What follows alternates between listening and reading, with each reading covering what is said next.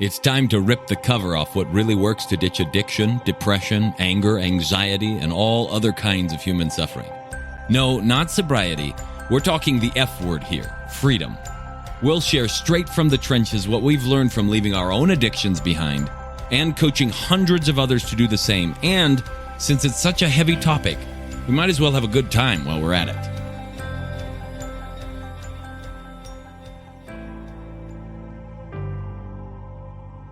And welcome back to the Alive and Free podcast. Today I brought Tucker with me. I told you I would a couple weeks ago.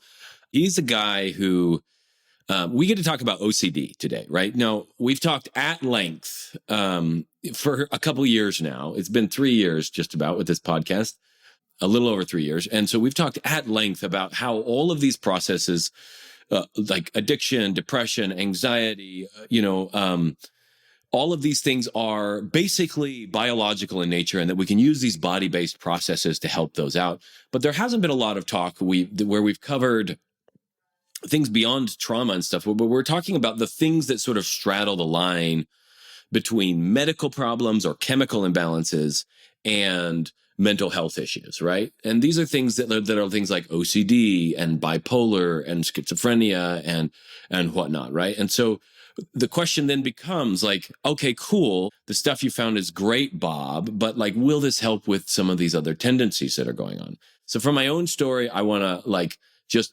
remind you, if you don't know, that my wife absolutely thought I was bipolar. She was a health major in college and she wanted to take me in multiple times. And I think the only reason that she didn't was because she was afraid of what my reaction would have been.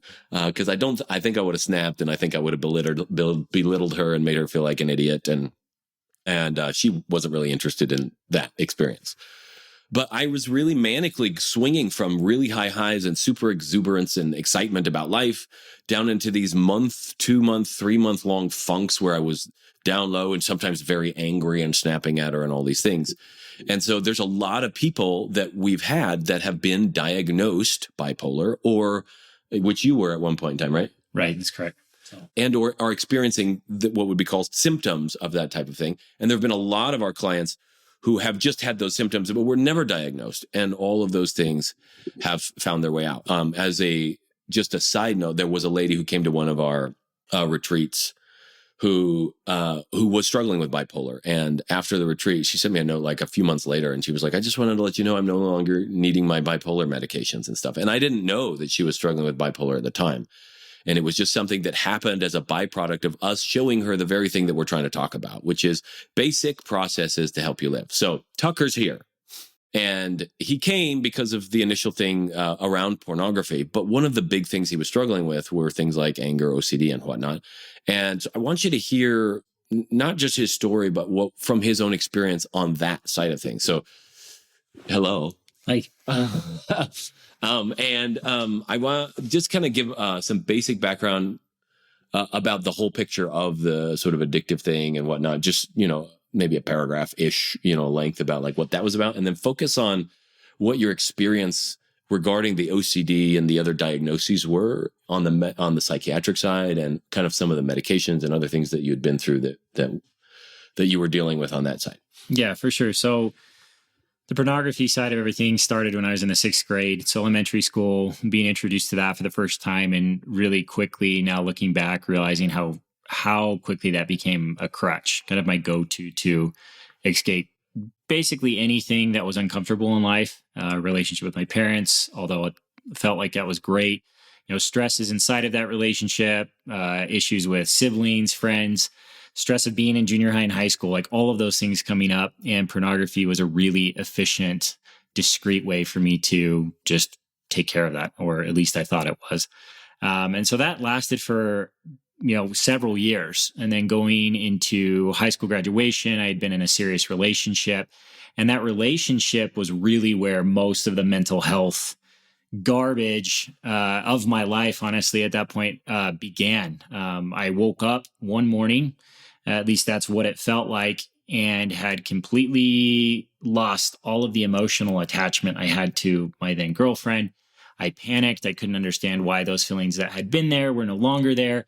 And I thought something was broken inside of me. I went from feeling what I thought was this absolute love and commitment inside of this relationship to feeling anger, resentment, and just an absolute fear that internally I had broken something in my brain.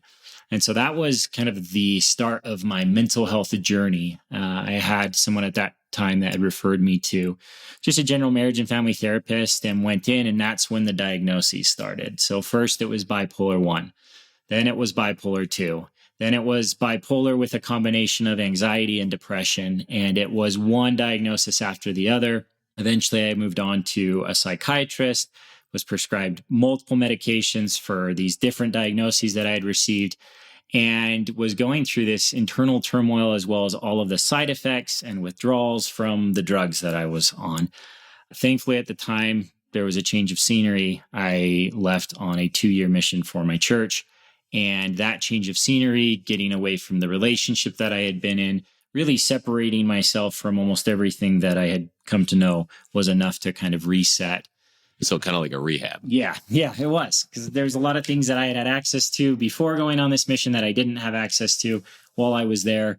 And so it was a reset, rehab for me.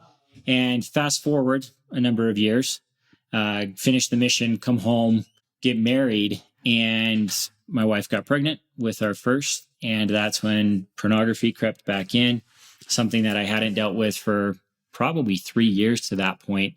And that's when all the mental health stuff started up again, the anxiety, the depression, and for the first time, as severe as it was, the OCD tendencies as they were described to me. So talk, because not everybody's experienced I think everyone on the planet has experienced at least a moment where they can't get something out of their brain, where they're like, oh, but what about this? What about this? When I was younger, grades, if I got a bad grade, like I would fixate on it and stuff.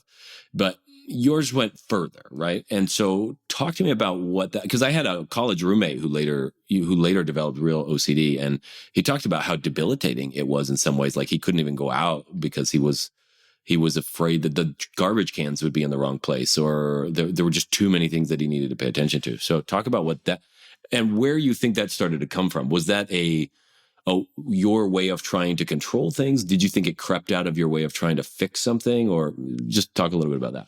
A lot of it was built around the faith that I was raised in, the guilt and the shame that I felt specifically toward the pornography use really amplified inside of my marriage, not feeling like I was worthy and not feeling like I was good enough to be a father and a husband, that there was something inherently spiritually deeply wrong with me.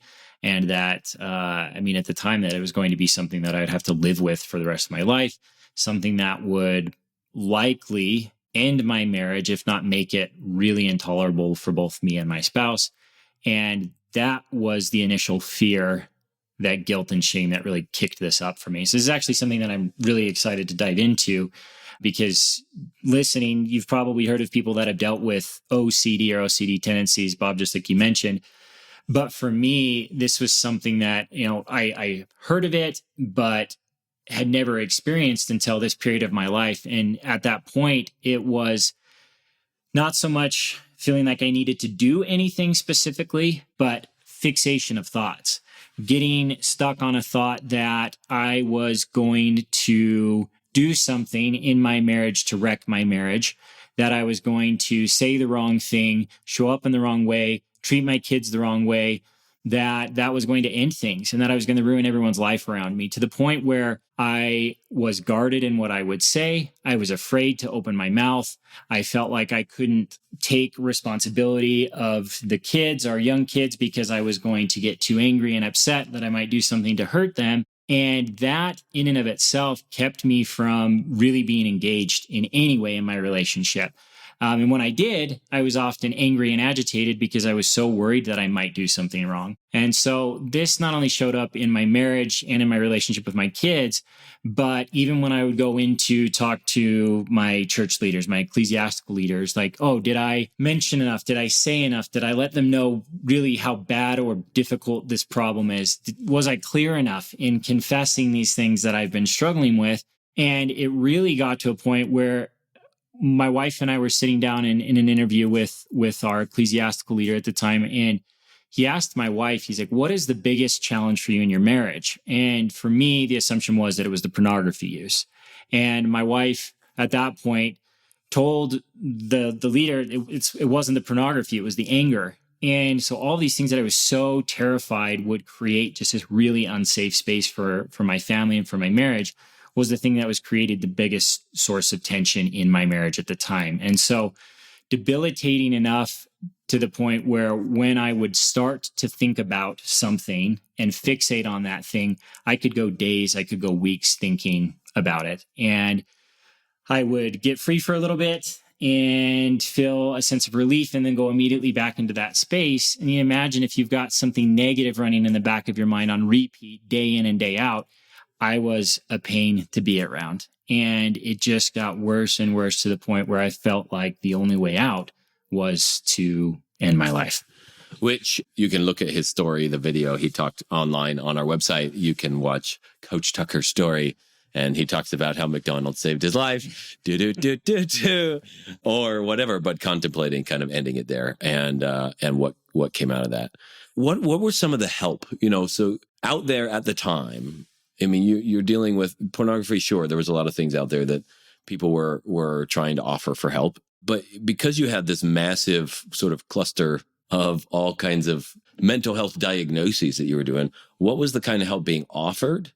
Did it feel like it helped? And what were the side effects of that? So, I mean, everything kind of just got lumped into one big thing. Like you're dealing with pornography because you're angry because of the pornography. Kind of like this cyclical, like the one thing leads to the other and leads back to the thing before it. And that at the time felt really common for not just my situation, but for other people that I knew were going through similar things. And so for me, it was like, well, then how do I break out of this? How do I stop being angry? How do I stop looking at pornography? How do I stop going to these places? And for me, it was all very much around this idea of control. I can't control how my kids act. I can't control the way my spouse acts or behaves. And if I try to do that, it just makes things worse. And then I feel more out of control. And so for me, it was just this cluster of like all of these situations and circumstances outside of my control. What's the point of even trying? Because nothing's ever going to go the way that I want it to. And so around probably the birth of our second child, I was working with, again, a traditional marriage and family therapist. And she referred me out to both a psychologist and a psychiatrist for the pornography. The psychologist told me to just try video games instead. That didn't feel like a really good alternative and left me feeling pretty frustrated. Marriage and family therapist wanted to focus on the anger and control issues. And the psychiatrist was just like, let's just diagnose you with as many things as we can. Sarcasm here, definitely, but that's what it felt like. And after we've diagnosed you with all of these things, let's just prescribe you a bunch of different medications.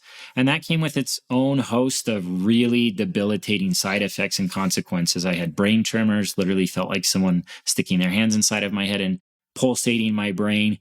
I had weight gain, lost my appetite, or had too much appetite, but lost my sex drive, like whole host of all of these issues that were supposedly supposed to be beneficial because it was going to take care of all the mental health crap that was going on, but in fact just exacerbated everything that was happening. And so I finally took a step back, got off the medication, and at the time was working with the marriage and family therapist. And she just said, well, we got to look at something different, because for pornography specifically, she said that there wasn't anyone in our area that knew how to help me with that. And as much as she wanted to help me with the anger and control issues, there was something more here that we hadn't figured out. And I didn't know who was going to help me figure it out. And that's about the time that I found Bob. So there was a lot of suggested help. There was a lot of ideas about things that could potentially help. In my mind now, it was all just one big guessing game. And I felt like, my life was the life that was being gambled with. And it was just kind of throwing darts in the dark and hoping that one of them would eventually stick. And unfortunately, they didn't, or fortunately, depending on how you look at it, because it was about that time that I found you, Bob, and your program process. And finally, for the first time in my life, it actually was listening to someone that had actually dealt with what I was dealing with. So that was my first glimpse of potential hope and possibility to take a very different route and approach to what I thought was this chemical imbalance or internal state that was wreaking havoc on my life. If you or someone you know is looking to drop the F-bomb of freedom in their life, whether that's from past trauma, depression, anxiety, addiction, or any other host of emotional and personal struggles, but they just don't know how or want some help doing it, head on over to thefreedomspecialist.com/feelbetternow and check out some of the things we've got in store for you, or book a call so we can look at your unique situation and get you the help that you're looking for. So what I want to do is like roll back the covers for everybody listening, everybody that's operating in a medical field, in a mental health field. I don't know a single one of them that isn't doing it because they want to help people, right? And they have the education they've been given. They have the skill sets they've acquired. They've been able to help some people in whatever level degree they have. So there is no bagging on their desire or their intention. But if you are educated in an environment that doesn't actually really glimpse what's happening at the core, then it doesn't matter if you had a great education or are a good person. You've still been given the wrong tools for the job, right? So if I want you to drill a hole, but all I give you is a screwdriver, that is going to be a long day and a nasty looking hole if you manage to make one. No, we got to have the right tools for the job. So I want to like pull back the cover here for a second. When we're dealing with diagnoses in general, and I know there will be a lot of people that might not like this, but the diagnoses don't exist. They are labels. They are little bits of words that we stick onto a set of symptoms. And those words get renegotiated every few years in the DSM, and more labels come up. And more labels have shown up over the years. They just barely, like, they got rid of the word addiction, the term addiction in the DSM-4. It's back in the DSM-5. So, you know, for a few years, you couldn't actually be diagnosed with an addiction, and now you can again. And even though there was substance abuse disorder and stuff, there were other labels for it. So these are sort of internal shorthand for people's experiences. And if you just for a second recognize that none of them exist, that you don't have any of them, even if you've been diagnosed and they've handed you a label, that you don't have any of them. They are like passwords, basically. If they give you this password, then you get to have these meds or this type of treatment or this type of privilege or right or something like that. That's basically what they are. But they're not real. Not a single one of them is real. What is real is your experience. So if we were to look at Tucker's experience, what was real is he had some thoughts that he couldn't shake. And he felt angry.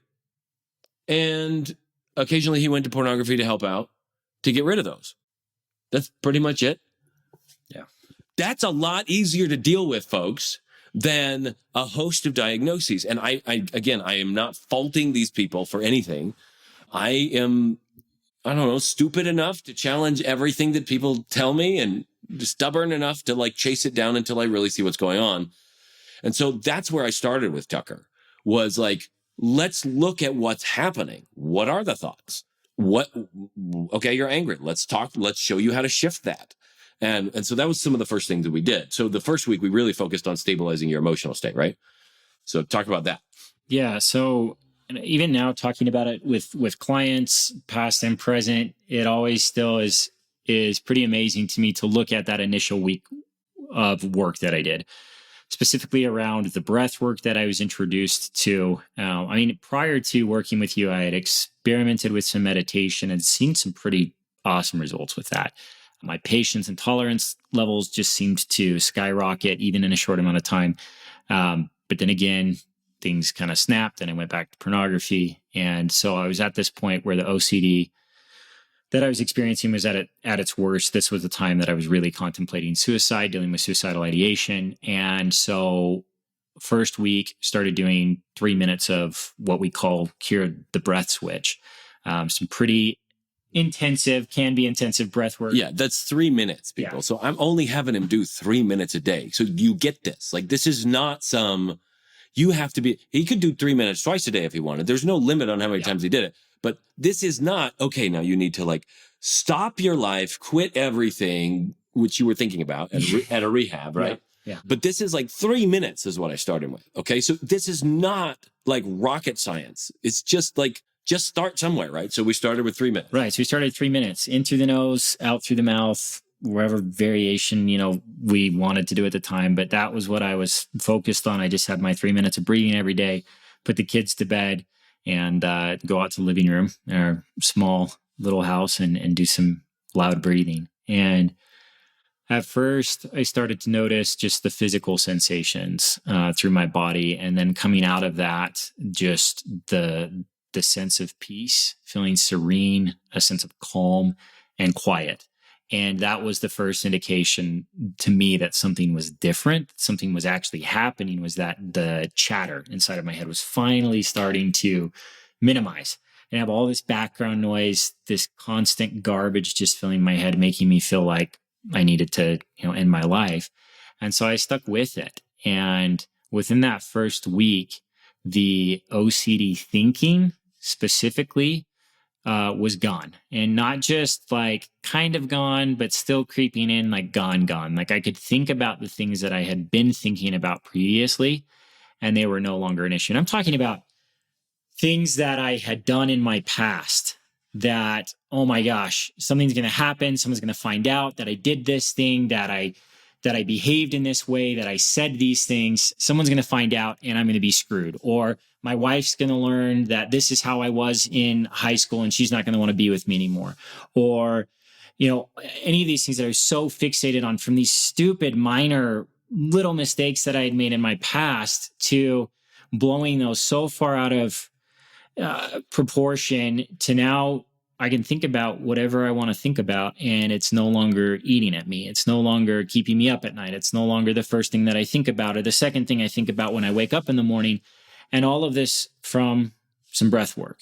And the whole concept of chemical or hormonal imbalance really came into perspective for me at that point. It felt like there legitimately had been something completely out of whack internally, that there had been some chemical or hormone that I had been neglecting, ignoring. I wasn't getting enough oxygen into my system. And so spending 3 minutes a day over the course of the week, all of a sudden it shifted something enough to that noticeably and notably, I could tell that the thoughts that had created literal hell in my life, had driven me to the suicidal ideation, were no longer an issue.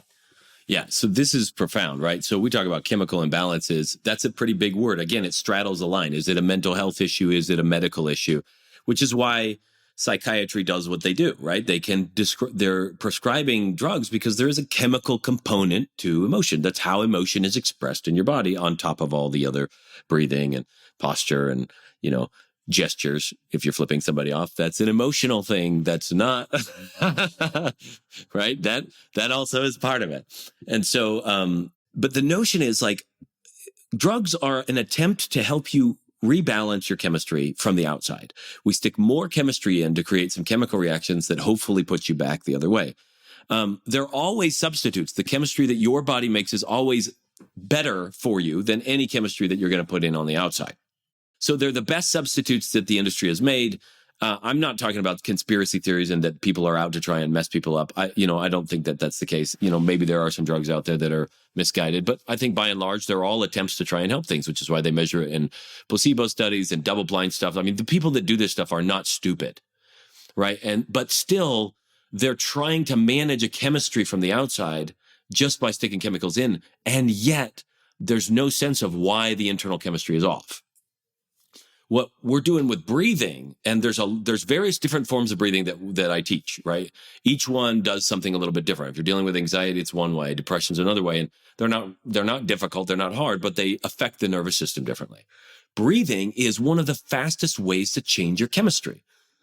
Thought is probably the fastest, but your thoughts are not very reliable. And so it'll change back really quickly too.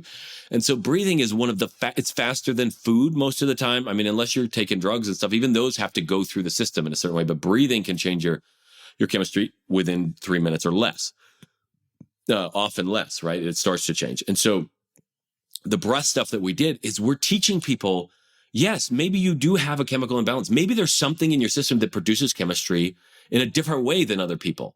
That's probably true of every part of the human species. We're all variations on a theme. The question isn't, is that good or bad? The question is, cool, can you learn how to manage that on the inside so that you can be healthy and happy and whole? So that's what we started with first. Then we went to, all right, cool. Now that we're stable, let's look at the core issue. Let's look at what really all this stuff is rooted in. Do you remember what that was? The root issue? Yeah. Yeah. That was really a really poignant experience for me, and something I don't think I'd easily forget, just because the emotional response when I finally hit on the specific words around the root issue were so powerful for me. And specifically, the belief that I was worthless and never going to amount to anything. That, after going through kind of some discovering work to really look at what was at the center of my behaviors, my emotional responses, basically everything in my life that I had felt like was outside of my control, now kind of felt like it was being controlled by this little nagging voice in the back of my mind that basically put a lens over everything I did in the light of, you're worthless, you're never going to amount to anything. So once we found that, you took another day to kind of like mull it over or whatnot. But what was the experience like to, all those years, you have all these people telling you like, no, it's this problem and that's from this and this is from that. And so you have this massive, nebulous, vague cloud of, I don't know, there's something going on, to kind of like pinpoint, oh, this is really at the heart of what I'm dealing with. What was that experience like? I think just going from that initial conversation that we had, I'd gone through a process that you'd laid out that had helped me kind of uncover that. But it was the verbiage, it was the words that we had come up with that I then took and sat with for a day. And it was the opportunity to use my own language, worthless, never going to amount to anything. That was the language that resonated internally. It was like, once I said that, it was like a light bulb had gone on, and I was able to look at my life from very early on in childhood up to adulthood, to the experiences and situations that I had had in my marriage and with my kids, that I was able to look at how I had acted or behaved or responded or reacted in certain ways, that I really understood that so much of how I had lived my life was in the light of believing that I was worthless and never going to amount to anything. And it showed up in two ways. With certain people, I tried to prove that the opposite was true. I am of worth. I am going to amount to something. And so it was like, I've got to put on a show. I've got to put on this huge show for people so that they can't actually see that behind this or underneath all this, there's just this worthless individual that is garbage. And then with other people, it was just kind of like hiding in the shadows. I'm not going to put myself out there. I'm not going to apply myself academically, professionally, in relationships. I'm not really going to put a whole lot of effort into this, because why would I do that if it's not going to pan out? If I'm not worth anything, if I'm not going to amount to anything, then why try? And so that's really how it showed up in those two ways. So finally hitting that language, the light bulb coming on, it allowed me for the first time in probably my entire life to start looking at situations and reacting and responding differently. And it also gave me the opportunity to look back at my life and look at situations where the opposite was true, where I did feel like I was of worth, where I did feel like I was amounting to something. And although that wasn't enough in and of itself to immediately stop the behaviors, the pornography and those types of things, it was enough to help me realize how I could look at life differently, so that those situations that felt like were driving me to those behaviors were happening less and less frequently. And I was starting to see more and more that there were, in fact, some things in life that I did have control over. So that was within a couple of weeks. Yep. Yeah, I think that was probably within the first month. So a weekend of doing the breath work, a couple weeks of doing process work, continuing to breathe, and then learning a few different things. And then I went through the process of uncovering that root issue. And this is what's fascinating to me, is that in my mind was the point of therapy. That's why I'm going to go talk to a therapist. That's why I'm going to go talk to a psychologist or psychiatrist, not to hear that I've got mommy or daddy issues, not to hear that, oh, because I saw my mom naked in the shower when I was 5, which by the way, never happened, that was something that was creating this now big issue in my life, making me question the validity of my life, 20 years down the road. That's what I thought I was going to get in therapy. I thought I was going to go in and look at what's driving all of this. And that never happened for me. Now, it's not that way for everyone, but by and large, for myself and for a lot of the people that I've had the opportunity to work with, like, oh yeah, I've done root issue work. I've kind of uncovered what's there. But there was something specifically in the way that we approached it, that it came from me. It was my own voice. It was me saying it. And when I said it, the way that I said it, the words that I used, that was the biggest difference. And that really was like, oh, this is what I've been looking for so long. Once that realization was there, things really started to roll. They started to get a lot easier. I started noticing things and paying attention and realizing like, oh, there are things that I can actually do. And life doesn't have to be just this miserable thing that I have to endure for the rest of my life. Yeah. So there's the difference between diagnosis and discovery, right? A diagnosis is something that's imposed on you from the outside. It's put in clinical language or jargoned terms, or even if it's a coach or somebody else, when they say, oh, it's this, oh, it's that. The discovery on the inside is really the moment where change starts to happen, right? The scripture that I really resonated with when I was first starting was, you'll know the truth and the truth will set you free. And there's all kinds of quote unquote truths relative to each person. But like, I wanted to know like deep down what the truth was about life. Sure. But also like, well, how am I stuck? To know the truth about why you're stuck, that's good too. I mean, that's so powerful. So as we wrap up today, next week, we're going to go and we're going to talk deeper about stages of freedom and what it looks like as you continue walking down that road, because a lot of times people are looking for, you know, like the magic pill and poof, pixie dust, you know? But what I want to wrap up today with, because this discussion has really been around these sort of like quasi-mental, quasi-medical stuff. And as you know, if you've been listening, like I've helped people with chronic pain and autoimmune issues on one side and postural things. And then on the other side, we're dealing with addiction. And then we're dealing with depression, anxiety, and OCD and bipolar. And they're all interrelated. And the thing that I want you to like really position to yourself is, whether you're dealing with it or someone else in your life, what if it's not true? Consider the possibility that you don't have OCD, that you don't have bipolar, that you don't have schizophrenia. And yes, I've worked with some people with some schizophrenic tendencies too, right? Consider the possibility that you don't have those things, that those are just labels and they miss what's really going on. What was really going on is an experience in life that you want to have differently. And that is so much easier to change than a diagnosis with a bunch of medical backing and all those other things. And I'm not against medicine. If an intervention needs to happen because it'll help slow things down and get you on track, then great. I'm not against that at all, because sometimes it's helpful. But I really want you to focus on what's really at the bottom of it. None of the things that we diagnose are really the truth about what's going on. What's going on is simply that there's a human being who's having an experience that they're not enjoying. They wouldn't be looking for help if they were enjoying their experience, but they're not. And then they want to feel different. And that comes down to chemistry on the inside. It comes down to posture. It comes down to movement, and it comes down to thoughts and what you believe about yourself in the world. Those are so easy to change. They're just neurons firing that are used to firing a certain way. And if you can train them to fire that way, you can train them to fire another way.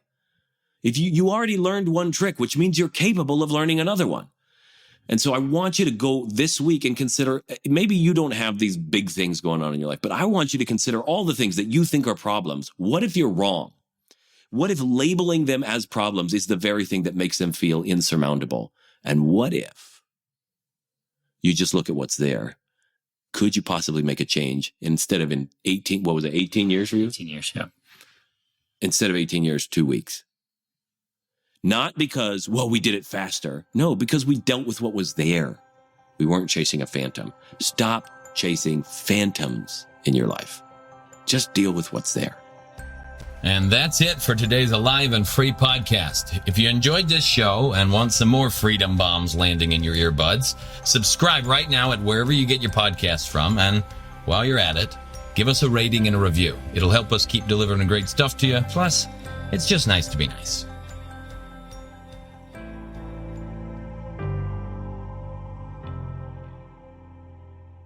This is thepodcastfactory.com.